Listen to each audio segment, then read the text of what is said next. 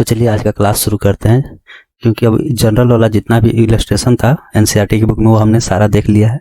अब उसमें numerical question जो है एक्सरसाइज वाले पार्ट में, उसमें से क्वेश्चन बनाना शुरू करते हैं। अभी हम सिर्फ जर्नल एंट्री ही करेंगे। इसमें कुछ लेजर वाला भी क्वेश्चन आपको देखने को मिल सकता है आगे चल के, लेकिन हम सिर्फ जनरल पे भी फोकस करेंगे, जर्नल एंट्री पास करना सीखेंगे। ठीक है, तो चलिए एक्सरसाइज का क्वेश्चन नंबर, न्यूमेरिकल क्वेश्चन का क्वेश्चन नंबर 11 देखते हैं एनसीईआरटी की बुक से। Generalized the following transaction in the books of Himanshu. ठीक है, 2017 दिसंबर 1, 1 दिसंबर का बिजनेस स्टार्टेड विथ कैश। ठीक है, तो इसमें कौन कौन सा अकाउंट इन्वॉल्व हुआ? कैश और कैपिटल अकाउंट, यानी कि कैपिटल इसने शुरू में डाला है, कैश के फॉर्म में डाला है। तो cash account debit to capital account 75,000। Narration होगा being business started with cash, ये वाला का। ठीक है, तो इसका एंट्री चलिए साथ के साथ भी देख लेते हैं। इसमें कौन कौन सा अकाउंट इन्वॉल्व हुआ था? कैश और बैंक। बढ़ा कौन सा था? कैश। कैश हमारे लिए क्या है? एसेट। एसेट्स बढ़ा तो डेबिट। ठीक है, एसेट्स तो कैपिटल अकाउंट है, इसमें तो कुछ है नहीं समझने का। ठीक है, क्योंकि बिजनेस शुरू में उसको स्टार्ट करने के लिए कैपिटल हम लगाते हैं, जो कैपिटल लगाए तो उसका बैलेंस होता है क्रेडिट, और कैपिटल बढ़ा तो क्रेडिट। तो कैश आया, एसेट्स बढ़ा तो debit to capital account being business started with cash. ठीक है, अब हम नरेशन नहीं लिखेंगे, अब खाली जनरल एंट्री पे फोकस करेंगे, क्योंकि टाइम बहुत कंज्यूमिंग हो जाता है। वो आप लोग अपने लैंग्वेज में कुछ भी लिख सकते हैं, एक लाइन का लैंग्वेज, जिससे पता चले कि जनरल एंट्री किस बात के लिए पास हुआ है। दूसरा एंट्री देखते हैं 7 दिसंबर को। Purchase goods for cash ₹10,000। ठीक है, 10,000 का गुड्स खरीदा। गुड्स हमारे लिए क्या होता है? एक्सपेंस हो जाता है। परचेज कर रहे हैं ना गुड्स, इसको मैन्युफैक्चरिंग में या सेल में यूज करेंगे, तो ये हमारे लिए क्या होता है? एक्सपेंस होता है। ठीक है, तो परचेज हमारे लिए क्या हो गया? एक्सपेंस। तो ठीक है, परचेज अकाउंट एक्सपेंस बढ़ा तो डेबिट, तो परचेजेज अकाउंट डेबिट कितने से? 10,000। एक ये एक्सपेंस है, एक्सपेंस इंक्रीज हुआ तो डेबिट टू, हमने कैश में खरीदा है तो कैश हमारा एसेट्स है, एसेट्स हमारे पास से गया, यानी घटा हुआ, कैश घट गया होगा, तो कैश एसेट्स घटता है तो क्रेडिट करते हैं, तो 10,000 से क्रेडिट कर देंगे। परचेज टू कैश 10,000, और यहाँ नरेशन भी देंगे बीइंग गुड्स परचेजेज फॉर 10,000। तीसरा, सोल्ड गुड्स टू स्वातिस। गुड्स हमने सेल किया है, यानी कि इनकम हो गया। सेल हमारे लिए क्या हो गया? इनकम। और हमने स्वाति को सेल किया है, ये स्वाति को नाम दे दिया है, यानी कि हमने उधार में सेल किया है, तो स्वाति हमारे लिए क्या है? डेटर है। फ्यूचर में पैसा देगी ना, फ्यूचर में पैसा देगी तो हमारे लिए क्या हो गया? डेटर। डेटर बढ़ा तो डेबिट, तो स्वाति अकाउंट डेबिट, क्योंकि ये फ्यूचर में मुझे पैसा देगी।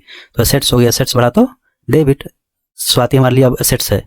ठीक है, एसेट्स बढ़ा तो डेबिट टू सेल्स। सेल्स क्या है हमारे लिए? रेवेन्यू अकाउंट है। रेवेन्यू इंक्रीज होता है तो क्रेडिट करते हैं, तो स्वाति टू सेल्स 5,000। ठीक है, सेल्स इंक्रीज होगा 5,000 से। चौथा एंट्री देखते हैं, ये वाला परचेज फर्नीचर। फर्नीचर क्या है हमारे लिए? असेट्स है। ये गुड्स क्या था हमारे यहाँ जो हम परचेज कर रहे थे? गुड्स। ये हमारे लिए एक्सपेंस था, इसलिए परचेज अकाउंट लिखे। ये हमारे लिए एसेट्स है। ठीक है, तो ये हमारे लिए क्या हो गया? असेट्स। तो असेट्स का नाम क्या है? फर्नीचर, तो फर्नीचर के नाम से लिखेंगे furniture account. Furniture account debit. Assets बढ़ा तो डेबिट, कितने से असेट्स बढ़ा? 3,000 से। हमने लिखा नहीं है कि हमने कैश दिया है, क्या दिया है, साथ में उसका नाम भी नहीं दिया है। अगर नाम नहीं दिया तो हम सीधे लिख देंगे टू कैश या बैंक। हम ये मान के चले कि कैश में खरीदे होंगे, क्योंकि दुकान में जब जाते हैं और खरीद के लाते हैं तो पैसा देना पड़ता है ना, पैसा देना पड़ता है कैश या बैंक के रूप में। तो वो अगर नाम दे देता है किससे खरीदते हैं, तो फिर उधार में समझ जाते हैं कि उधार में खरीदे हैं, इसलिए उसका नाम लिख देते हैं, तो लायबिलिटी बढ़ जाता है। यहाँ पे एसेट्स घट रहा है तो क्रेडिट, अगर लायबिलिटी बढ़ता है तो भी क्रेडिट होता है। एसेट्स बढ़े तो डेबिट, घटे तो क्रेडिट। यहाँ एसेट्स घटा है इसलिए क्रेडिट, लायबिलिटी बढ़ता है तो क्रेडिट होता है। ठीक है, उसके बाद अब देखते हैं उसके बाद वाला एंट्री क्या है हमारा? उसके बाद वाला एंट्री है जो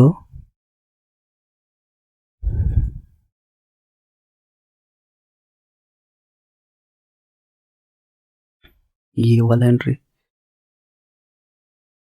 cash receive from Swati in full settlement. Swati से हमने फुल सेटलमेंट कर लिया, और पैसा कितना रिसीव किया?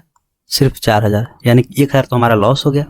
स्वाति से मुझे मिलना चाहिए था कितना? ये 5,000 मिलना था ना, हमने 5,000 का सेल किया था तो 5,000 मिलना चाहिए था, लेकिन उससे हमें 4,000 मिला और फुल सेटलमेंट हो गया। फुल सेटलमेंट यानी कि अब कुछ नहीं मिलेगा, बस बात खत्म, उसका अकाउंट क्लोज। 5 मिलने वाला था ना, हम उसको क्लोज कर देंगे, अब उसका नाम काट देंगे अपने रजिस्टर से। तो अब 5,000 का सेटलमेंट 4,000 में हो गया, तो 1,000 का लॉस हो गया। तो क्या आया? कैश हमारे पास आया कितना, कैश या बैंक जो भी आया होगा, कैश रिसीव लिखा है तो कैश लिखेंगे, 4000 आया कैश। उसके बाद हमारा लॉस हो गया है तो लॉस को हम क्या यहाँ नाम देंगे, डिस्काउंट। डिस्काउंट हमने उसे दे दिया ना, तो डिस्काउंट हमारे लिए तो एक्सपेंस हो गया, या लॉस जो बोलना है बोल लीजिए। डिस्काउंट यहाँ दिया तो हमारे लिए एक्सपेंस हो गया, एक्सपेंस हमारा इंक्रीज हुआ 1000 से, तो 1000 हमारे लिए क्या हो गया, डेबिट करेंगे, क्योंकि ये एक्सपेंस है। और एसेट्स और एक्सपेंस जब बढ़ता है तो हम लोग क्या करते हैं, डेबिट करते हैं, तो यहाँ पे हमने डेबिट कर दिया। 2 किससे मिलने वाला था, स्वाति से, ये स्वाति। अब एसेट्स थी तो हमने डेबिट किया था, अब एसेट्स हमारा खत्म हो रहा है, बढ़ा था तो हमने डेबिट किया था, घट रहा है तो क्रेडिट करेंगे। हमारा एसेट्स अब खत्म हो गया ना, इससे पैसा आ गया, अब नहीं आएगा फ्यूचर में कुछ भी पैसा, तो स्वाति अकाउंट इतना से खत्म कर देंगे 5000 से। एसेट्स घटा तो क्रेडिट, यहाँ बढ़ा तो डेबिट, और ये एक्सपेंस बढ़ा तो डेबिट, ठीक है। तो बिंग लिख देंगे, being 4000 received in full settlement, ठीक है, लिख देंगे नरेशन में। उसके बाद छठा एंट्री ये पेड रेंट 1000, हमने रेंट पेड किया, पेड मीन्स पेमेंट कर दिया, तो हमने कैश में किया हुआ, तो रेंट हमारे लिए क्या है, रेंट हम किसी और के घर में रह रहे हैं, इसका मतलब उसका सर्विस ले रहे हैं, सर्विस ले रहे हैं तो हमारे लिए एक्सपेंस हो गया, ठीक है। सर्विस एक्सपेंस, उसका पेमेंट हमने कैसे किया, कैश में, तो कैश अगर हमने दिया हुआ तो हमारा एसेट्स घटा, और रेंट हमारे लिए क्या, एक्सपेंस, एक्सपेंस बढ़ा तो डेबिट, तो 1000 से डेबिट करेंगे, और एसेट्स कैश में पेमेंट किए तो 1000 से कैश हमारा घटा, तो एसेट्स घटा तो क्रेडिट, तो बिंग रेंट पेड नरेशन डाल देंगे। फिर पेड सैलरी, सैलरी हमने पेमेंट किया, तो सैलरी हमारे लिए क्या है, बिजनेसमैन हम है, तो हमारा सैलरी हमारे लिए क्या हुआ, खर्चा हुआ, तो खर्चा इंक्रीज हुआ तो डेबिट, खर्चा इंक्रीज हुआ डेबिट कितना से, 1500 से, ठीक है। 2 खर्चा हमने पेमेंट किया हुआ किस में, कैश में किया होगा या बैंक से किया होगा, ठीक है, कैश या बैंक कुछ भी पेमेंट किए होंगे, पेमेंट किया तो हमारे पास से कैश या बैंक घटा हुआ, एसेट्स घटा तो क्रेडिट, ठीक है। तो बिंग सैलरी पेड लिख देंगे 1500 रुपया, ये हो गया। अब देखते हैं ये वाला question, question number 12, exercise number 12 NCERT book का, ठीक है, ये वाला। चलिए, enter the following transaction in the journal of Mudit, Mudit के बुक में हम ये करेंगे एंट्री, तो लिख दें क्या यहाँ पे, journal entries in books of Mudit, Mudit के बुक में हम जनरल एंट्री पास कर रहे हैं, ठीक है।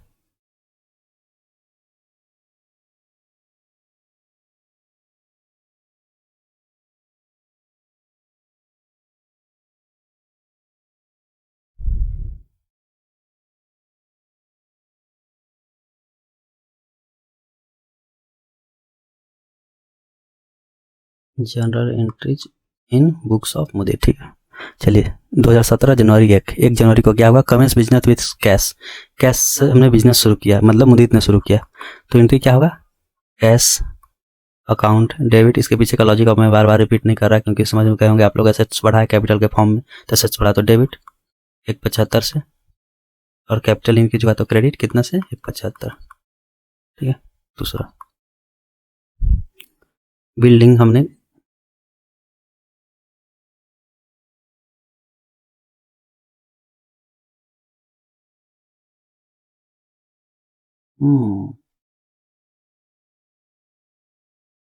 एक्चुअली ये क्या है ना कि ये दोनों एक साथ ही है, ये कैश इसने 175 लाया है और बिल्डिंग 1 लाख का लाया है, ठीक है।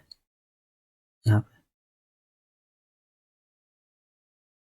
तो एक सेकंड हम एक काम करते हैं, इसे एडिट कर देता हूँ थोड़ा सा, को समझ में आएगा, आसानी होगा।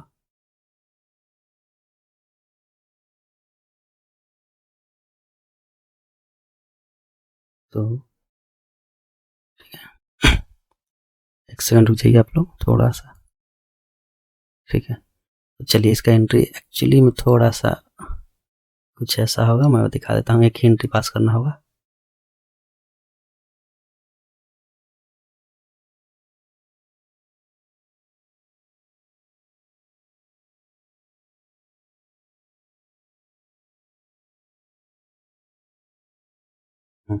तो कैश इसने 175 लाया है, और बिल्डिंग जो लाया है वो बिल्डिंग का वैल्यू कितना है, बिल्डिंग अकाउंट डेबिट 1 लाख का लाया है, ठीक है।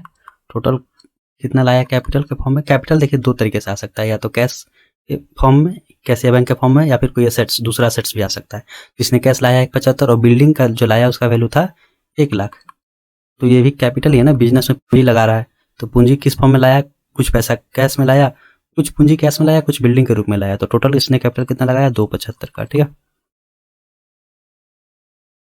तो being cash and building introduced as capital, capital के फॉर्म में ये दोनों इंट्रोड्यूस किया इसने। अब दूसरा एंट्री देखते हैं, ये वाला 2 जनवरी का। Goods purchase for cash 75,000, purchase किया गुड्स, तो परचेज हमारे लिए एक्सपेंस होता है, तो परचेज गुड्स किया है तो परचेज एक्सपेंस हो गया हमारे लिए कितना, 75,000। अब फॉर कैश लिखा है यानी कि कैश में, तो टू कैश, कैश हमारा घटा, असेट्स है ना, असेट्स घटा तो credit. Bing goods purchase for ₹75,000 लिख देंगे। नरेशन आप लोग अपने आप से अपने लैंग्वेज में डालिए, कोई दिक्कत का बात नहीं है। तीसरा, ये 3 तारीख को ये हो गया हमारा। अब 3 तारीख को goods sold to Ramesh, Ramesh को हमने सेल किया है, यानी कि उधार में सेल किया, कैश लिखा नहीं है तो रमेश को उधार में सेल किया। तो एंट्री क्या होगा, रमेश हमारे लिए अब डेटर हो गया, फ्यूचर में देगा पैसा, तो डेटर क्या होता है, असेट्स होता है, तो रमेश हमें फ्यूचर में पैसा देगा, तो असेट्स टू सेल्स, हमने क्योंकि इसे सेल किया है कितने में, 30,000 में, तो being goods sold to Ramesh 30,000 लिख देंगे। ठीक है, चौथा एंट्री ये वाला, पेड वेजेज 500, वेजेज हमारे लिए क्या है, वेजेज हमारे लिए एक्सपेंस है। वेज बेसिकली क्या होता है, मजदूर को पेमेंट होता है, सैलरी जो ऑफिस में काम करते हैं पढ़े लिखे लोग, और वेजेज जो मतलब मजदूर होते हैं उनको पेमेंट करते हैं। तो वेजेज हमारे लिए क्या एक्सपेंस है, 500 रुपया, टू कैश, कैश में ही पेमेंट किए होंगे, तो कैश घटा तो हमारे लिए एसेट्स घटा, एसेट्स घटा तो क्रेडिट। पांचवा,